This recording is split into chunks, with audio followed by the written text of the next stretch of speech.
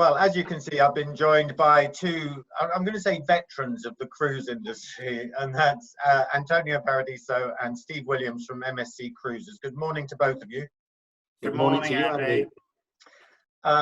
Antonio, we'll start with you. You are, of course, a member of the CLIA Executive Committee, and so you get lots of involvement in kind of the crisis that we're going through at the moment. But how has MSC been dealing with the crisis? How's it going? Well, Andy, as you know, it's been a tough period. You know, we've all been through this crisis, which started in late January. So first started in China and then gradually came to Europe and then to North America and spread globally. So that had a significant impact on our operations. So at the beginning, we had to adjust itineraries and start repatriating people. But then we got to a stage where we had to stop our operations. And as we've announced a couple of weeks ago, all of our operations are temporarily stopped until the 10th of July. So as you can imagine, this has caused lots of issues, you know, and why not? Some opportunities as well. So our first priority was, of course, to look after our customers and to support the agents during this particularly difficult period. So we've tried, you know, to offer some valid alternatives with 125% future cruise credit that could be redeemed on any sailing either in 2020 or 2021. And if that wasn't satisfactory enough, we are also given a refund option paid within 90 days. So yes, it's been a pretty challenging times, but in the last 2 to 3 weeks, we start seeing some hope. Yeah. So we're finally working very, very hard, you know, to start resuming the operations, you know, later in the year, hopefully. And so we're working hard on, you know, readjusting the itineraries, looking at each and every ship, looking at the possible protocols that we might need to implement before we resume operations. So this is exactly what we're doing right now. We are mainly focusing on the future because it goes without saying we want to start cruising again. Sure. And we will cruise, you know, in a very, very safe way. Sure. Because, you know, one thing for sure is that we've all learned something. So I can only see the cruise industry getting out of this situation even stronger than before. So at the moment, I'm particularly focusing on autumn and winter sailings. So of course, cruising will be slightly different from what we saw up until a few months ago.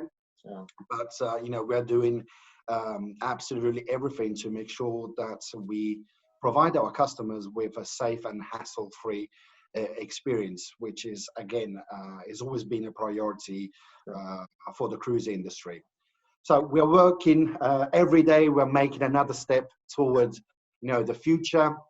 Yeah. And I'm definitely a little bit more optimistic than I was, you know, a couple of months ago. So yeah, it's good to start doing some business again. Let's put it like that. Absolutely, and fingers crossed. I just want to, you talked about repatriation, and of course the priority was the guests and crew on board your ships. Well, there was a story that was picked up by the BBC on Magnifica, where she was completing, I think, a world cruise. Indeed. Yeah, that was an incredible story. MSC Magnifica left Europe before, before the COVID, you know, started to be part of our daily lives. So it was a fully booked ship. So we had thousands of passengers on board. She left Italy and she was heading to South America. So the first part of the cruise was just, you know, one of those beautiful experiences that many customers have enjoyed, you know, before this crisis. But as soon as the ship left South America, you know, things started to get more and more complicated. That was when, you know, the virus became a pandemic. So it started to affect many countries across the world. And that's when we started to, you know, find our first issues. So the ship got to New Zealand first and then Australia. Of course, each government was worried back then. You know, they were all trying to protect their people. So we weren't really allowed, you know, to dock in any ports. So that's where we had to start liaising and negotiating with each and every government, you know, to allow us, you know, to do some supplies and, you know, refuel. And when we got to Australia, basically, we were already in a situation where, you know, we had to make a decision, and quickly. So basically, we gave our customers a choice. They had the choice of disembarking, so getting off MSC Magnifica and fly back to Europe and fly back home, or they could have stayed on board for a few more weeks, 7 to be precise, wow, and sail back, you know, to Europe on board of MSC Magnifica. Now, surprise, surprise, more than 90% of customers decided to stay on board because they felt safe. yeah, And they were really enjoying their experience. And it was great, you know, to see that we ended our cruise with 0 coronavirus cases on board of our ship. yeah, So we can only thank, you know, our crew, our captain, because they did absolutely everything within their power, you know, to protect and make sure our customers were safe. And according to the feedback that we have collected from many of those customers, they've had the experience of their life, and many of them did not want to get off in Marseille when the ship arrived in Europe. sure. And actually, you know, they kept on, you know, celebrating and having parties and having a good time on board, whilst, you know, the world was facing this huge threat. Yeah, absolutely, a great story, and it testament to the great work that's done on board our cruise ships, by all cruise line, but you know, absolutely by the crew on Magnifica. What a great story. And the other part of that cruise community, I guess, Steve, is the travel agent community. You're part of the CLIA Trade Engagement Working Group, and trade are probably more important now than ever. Yeah, absolutely. I mean, we've maintained both regular CLIA trade engagement meetings, as you know, to see how we can work through this with our partners and all collectively be there to support our partners.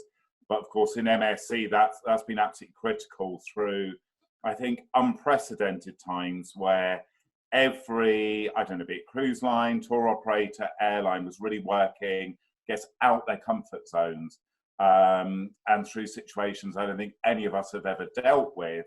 I think my sales team in particular in the contact centre have been a critical link with the travel agent community.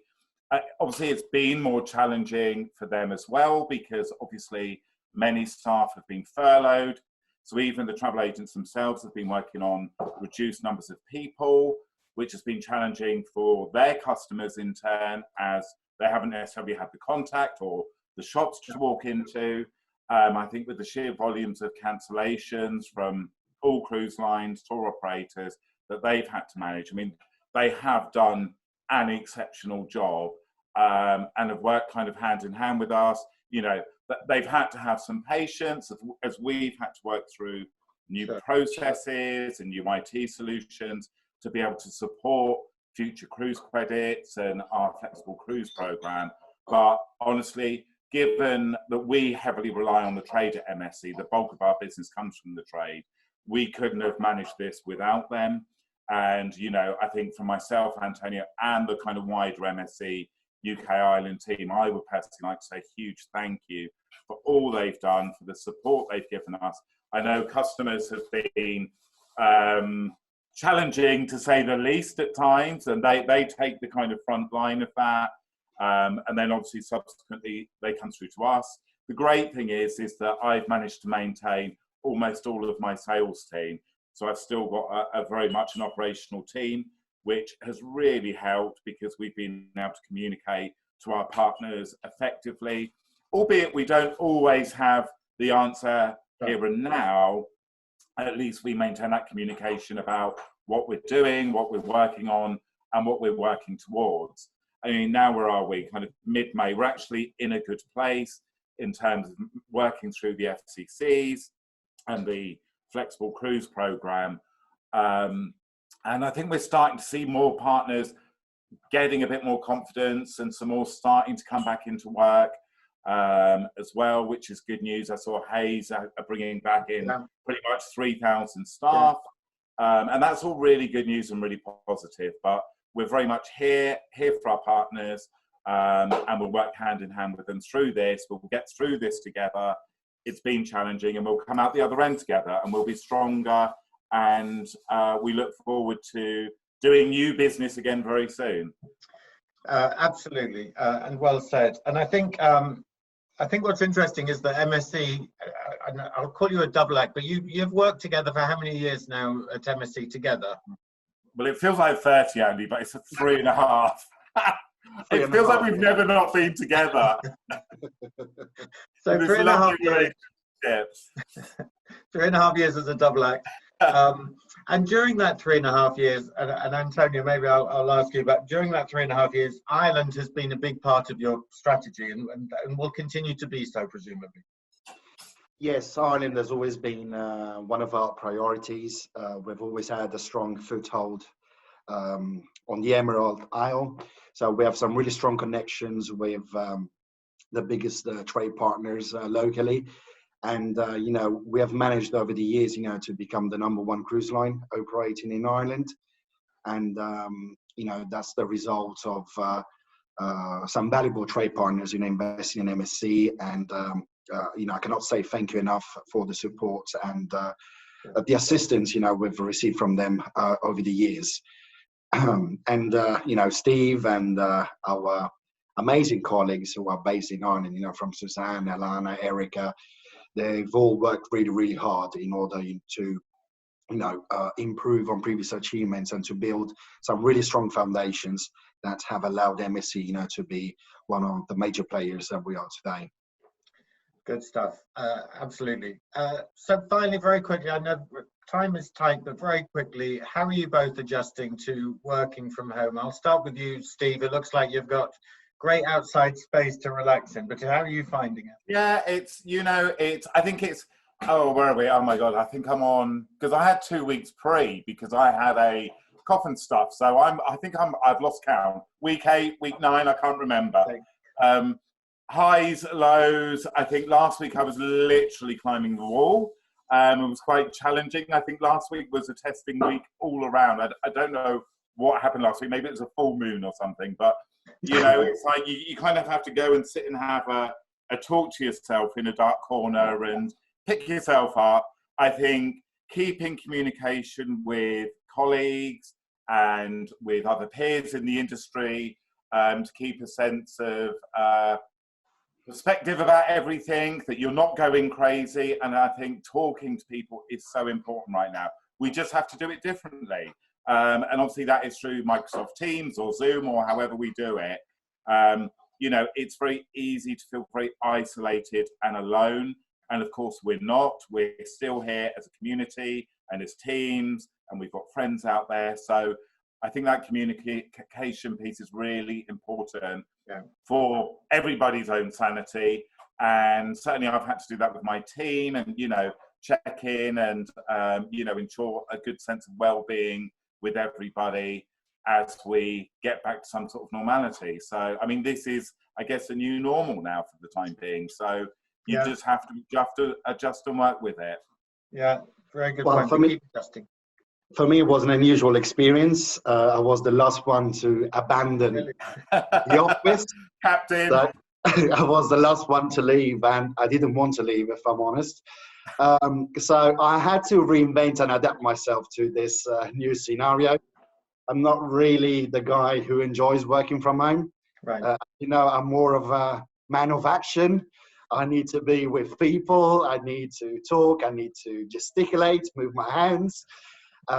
So yes, it's proved to be quite challenging, but you know, especially at the beginning, because I've always been a man of opportunities, dealing just with problems, issues, you know, wasn't easy. But you know, we survived probably the toughest phase so far, and as I said earlier, we are gradually, you know, going back to normal. So we're finally working on new business plans rather than contingency plans. We at MSC, you know, we've been working with colleagues from all over the world So we're working together, you know, to create some new and exciting itineraries. Yeah. And in fairness, I can't wait to go back to normal and go back to my office and meet our trade partners again. I even miss our meetings at CLIA, Andy. You know, What do you mean? That says it all. That says it all, I believe. You know, we just want to go back to our normal lives. It will take a while, but we will get there. Thanks, Antonio, for the positive spin on CLIA meetings. Well, look, thank you both for what you do for the wider cruise community, for the travel agent community, for cruise in general, and good luck with everything at MSC. And thanks for your time. Thank you very much. So you, Andy, keep in touch. Thank you. All the best.